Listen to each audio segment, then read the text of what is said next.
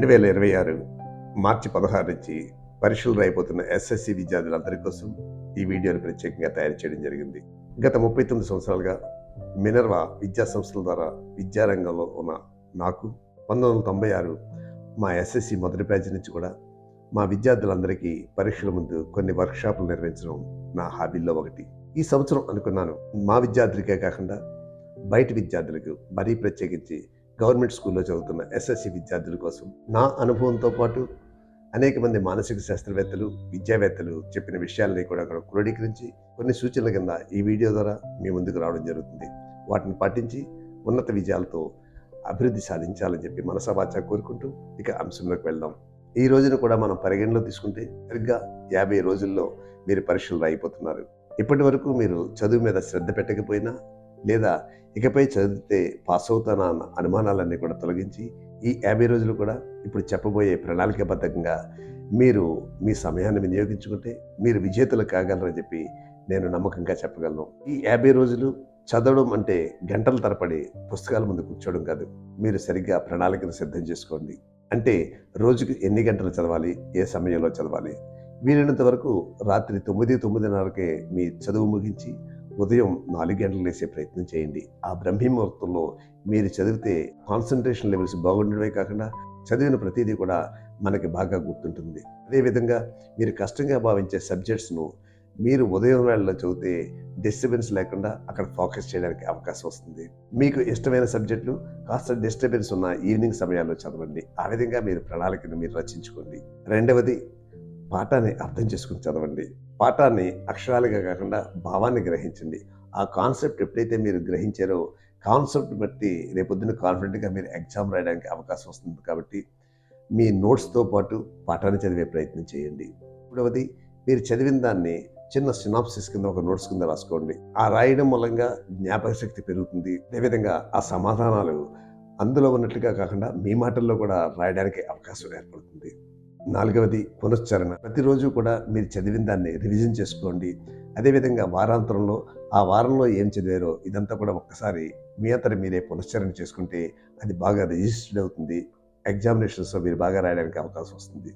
ఐదవది, అతి ముఖ్యమైనది, చిన్న చిన్న విరామాలు తీసుకోండి. ఏకధాటిగా గంటల తరబడి చదవడం కాకుండా 40-45 నిమిషాలు ఒక సబ్జెక్ట్ పెట్టుకుని అది అయిన తర్వాత 5-10 నిమిషాలు గ్యాప్ తీసుకుని ఆ విరామంలో బయటకు వచ్చి ప్రకృతిని చూడడం కానీ, పక్షుల కిలకల రావాలు వినడం కానీ, లేదా మీకు బాగా నచ్చిన సంగీతాన్ని వినడం కానీ, మీరు ఎక్కడైతే రిలాక్స్ అవుతారనుకుంటారో ఆ రిలాక్సేషన్ ద్వారా 5-10 నిమిషాలు స్పెండ్ చేసి తర్వాత మళ్ళీ వేరే సబ్జెక్టులకు వెళ్ళండి.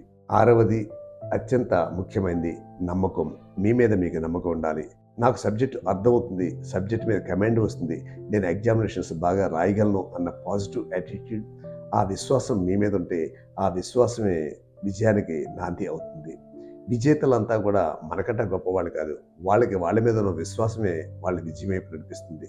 కాబట్టి ఎట్టి పరిస్థితుల్లోనూ కూడా నెగిటివ్ థాట్స్ అనేది ఈ 50 రోజులు రానివ్వకండి. పరీక్షలకు వెళ్ళే ముందు కూడా చాలామంది ఆ హాల్లోకి వెళ్ళే వరకు కూడా చదువుతూనే ఉంటారు. ఎట్టి పరిస్థితుల్లోనే కూడా ఒక గంటన్నర ముందు మీ సబ్జెక్ట్ బుక్ని దూరంగా విసిరేయండి. దాంతో ఇంకా మనకు పని లేదు అన్నంత ఆత్మవిశ్వాసంతో దాన్ని దూరంగా విసిరేయండి.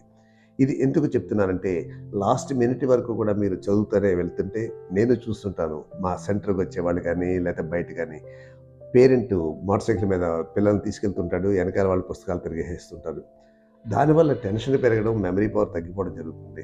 మీకు అందరికీ అర్థమయ్యే రీతిలో చెప్పాలంటే మనం ఎప్పుడైనా చూడండి, మొబైల్ ఫోన్ ఛార్జింగ్ లెవెల్స్ తక్కువ ఉందంటే, లేదు ఏమైనా కాన్ఫిగరేషన్స్ తేడాగా అనిపిస్తున్నప్పుడు స్విచ్ ఆఫ్ చేసి మళ్ళీ రీస్టార్ట్ చేసి చూడండి, అది అద్భుతంగా పనిచేస్తుంది. సేమ్ థింగ్, ఒక గంట ముందు మీరు దాన్ని ఆఫ్ చేసి ఫ్రెష్గా మీరు ఎగ్జామినేషన్ హాల్లోకి వెళ్ళండి. ఆ ఎగ్జామినేషన్ హాల్లోకి వెళ్ళిన తర్వాత మీరు 3 నిమిషాలు కానీ 4 నిమిషాలు కానీ కళ్ళు మూసుకుని ప్రశాంతంగా కూర్చోండి. దేవుడి మీద నమ్మకం ఉంటే మీ దేవుడిని పూజించండి, లేదు దేవుడి మీద నమ్మకం లేకపోతే మీ శ్వాసని గమనించండి. దానివల్ల మెంటల్ టెన్షన్ కంట్రోల్ అవుతుంది. ఆ తర్వాత వచ్చిన క్వశ్చన్స్ అన్ని చదవండి. దాంట్లో బాగా వచ్చిన ప్రయారిటీ ఇచ్చుకుని తర్వాత సెకండ్ ప్రయారిటీ, థర్డ్ ప్రయారిటీ అనుకుంటూ ఒక ఆర్డర్లో పరీక్ష పేపర్ ప్రారంభంలోనూ పరీక్ష పేపర్ ముగింపులను బాగా వచ్చినవి రాసి మధ్యలో సెకండ్ గ్రేడ్ ఆన్సర్స్ లేదా థర్డ్ గ్రేడ్ ఆన్సర్స్ ఇవన్నీ పెట్టడం వల్ల అక్కడ వాల్యుయేషన్లో కొంత లాభం పొందడానికి అవకాశం వస్తుంది. పరీక్ష రాసిన తర్వాత ఎట్టి పరిస్థితుల్లో బయటకు వచ్చి మీ ఫ్రెండ్స్తో డిస్కస్ చేయకండి. ఈ ప్రశ్న ఎలా రాసావు, లేదా ఈ సమ్ ఎలా చేసావు. అక్కడ మనకు తెలియక ఒక ప్రశ్నకి మిస్టేక్ రాసి ఉండొచ్చు.